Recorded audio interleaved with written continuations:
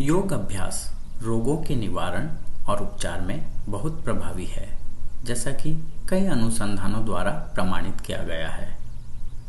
योग अभ्यास से पहले चिकित्सक से निश्चित रूप से परामर्श करें और योग्य योग शिक्षक की देखरेख में ही अभ्यास करें। योग अभ्यास के साथ साथ संतुलित जीवन और सात्विक आहार भी रोगों के निवारण और उपचार में सहायक होते हैं। लंबाई बढ़ाने के लिए 5 योगासन: द्विपाद विस्तृतासन, भून्वनासन, कोणासन, ऊर्ध्वहस्तोत्तानासन और पादहस्तासन। द्विपाद विस्तृतासन: जमीन पर बैठकर दाएं पैर को पीछे की तरफ और बाएं पैर को आगे की तरफ तब तक फैलाएं कि जब तक पूरी तरह जमीन पर बैठ जाएं। बाएं हाथ से दाएं पैर को पकड़ लें और दाएं हाथ को सामने की ओर 45 डिग्री की दिशा में फैला दें। एक आरामदायक अवधि के लिए सामान्य रूप से श्वास लेते हुए इस स्थिति को बनाए रखें और फिर दूसरी तरफ पैर बदलकर इसे दोहराएं। द्विपाद विस्तृतासन मलाशय और यौन अंगों से जुड़े रोगों के उपचार में सहायक होता है, लंबाई बढ़ाने में उपयोगी, घुटनों, जांघों और पैरों को मजबूती प्रदान करता है, मासिक धर्म विकार के निवारण और उपचार में सहायक। भून्वनासन: जमीन पर बैठकर पैरों को पूरी तरह फैला लें।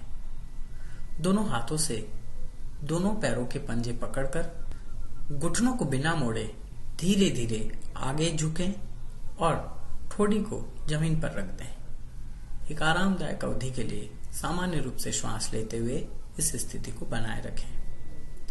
भून्वनासन श्वास संबंधी समस्याओं को दूर करने में उपयोगी, बवासीर और मूत्र विकार के निवारण और उपचार में सहायक, कमर को लचीला बनाता है, लंबाई बढ़ाने में उपयोगी।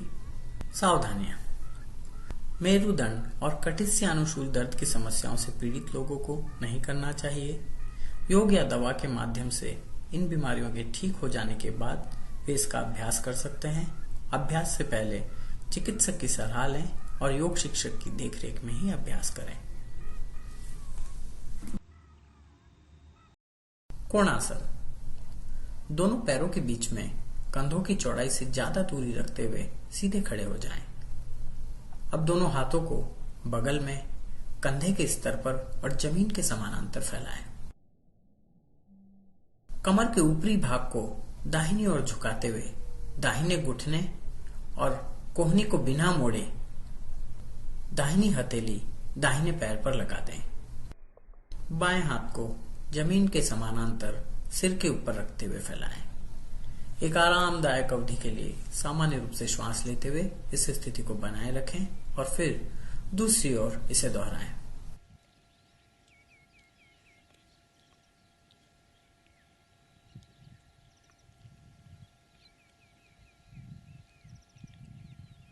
कोणासन पीठ दर्द को दूर करने में और गलसों के सूजन के उपचार में उपयोगी, शरीर हल्का होता है, चेहरे को सौंदर्य प्रदान करता है, खांसी दूर करता है और फेफड़ों को मजबूती प्रदान करता है, लंबाई बढ़ाने में उपयोगी।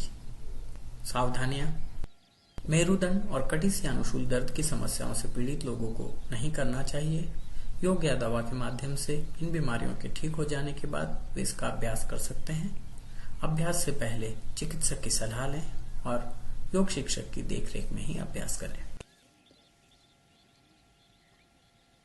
ऊर्ध्वहस्तोत्तानासन: दोनों पैरों को जोड़कर सीधे खड़े हो जाएं।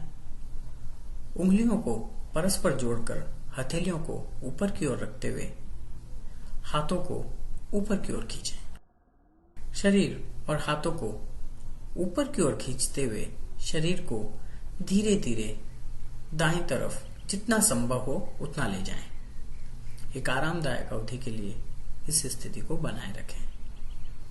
अब शरीर और हाथों को ऊपर की ओर खींचते हुए शरीर को धीरे धीरे बाएं तरफ जितना संभव हो उतना ले जाएं। एक आरामदायक अवधि के लिए सामान्य रूप से श्वास लेते हुए इस स्थिति को बनाए रखें। ऊर्ध्वहस्तोत्तानासन के अभ्यास से वसा कम होती है, कमर पतली करने में और कंधे चौड़े करने में उपयोगी, कब्ज की समस्याओं को दूर करने में उपयोगी, लंबाई बढ़ाने में उपयोगी। पाद हस्तासन। दोनों पैरों को जोड़कर सीधे खड़े हो जाएं। हाथों को ऊपर उठाकर घुटनों को बिना मोड़े आगे की ओर झुकें। दोनों पैरों के दोनों तरफ दोनों हथेलियों को जमीन पर पूरी तरह छूते हुए रख लें। सिर को पैरों की तरफ ले जाएं और माथा घुटनों से लगा लें। एक आरामदायक अवधि के लिए सामान्य रूप से श्वास लेते हुए इस स्थिति को बनाए रखें। पाद हस्तासन कंधे और पीठ दर्द को दूर करता है, वसा कम करता है, कमर पतली करने में उपयोगी, जांघों को मजबूत बनाता है और रीढ़ की हड्डी को लचीला बनाता है, लंबाई बढ़ाने में उपयोगी, पीठ दर्द, कब्ज, मधुमेह, जठर समस्याओं और मोटापे के उपचार में सहायक। सावधानियां। तीव्र पीठ संबंधी समस्याओं से पीड़ित लोगों को नहीं करना चाहिए। योग या दवा के माध्यम से इन बीमारियों के ठीक हो जाने के बाद इसका अभ्यास कर सकते हैं। अभ्यास से पहले चिकित्सक की सलाह लें और योग शिक्षक की देखरेख में ही अभ्यास करें।